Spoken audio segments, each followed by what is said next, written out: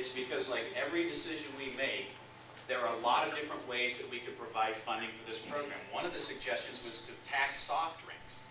Another suggestion was to tax junk food. Another suggestion was to tax alcohol. And every time those proposals get aired, somebody screams about it. So your question is a legitimate one, and you have every right to ask why somebody who fits into that category at the upper end of earnings should have to pay more in federal taxes. The reality is, if you look at the federal tax rate right now, the tax rate for corporations and individuals is at the lowest individual rates that it's been in several generations. And that's a result of tax cuts that were implemented in the Bush administration that benefited the wealthiest Americans.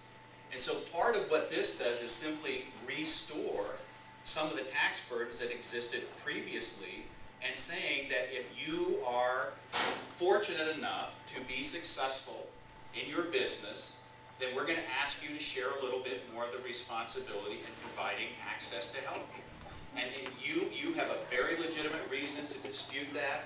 I'm just telling you that this was the funding stream that was decided upon by the leadership in the House and these committee chairs, and it may change. And so that's why you have to stay involved and engaged, because there are a lot of different options in the Senate versions of the health care reform bill that aren't based upon a tax surcharge like this. And what will happen is we'll go to the floor in the House sometime next month, and people will be offering amendments on how this is going to be paid for.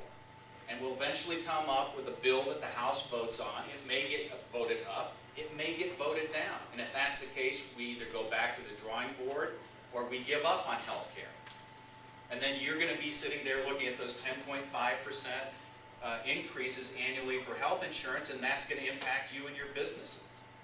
But what happens then is that we have to go and have a conference report with the Senate.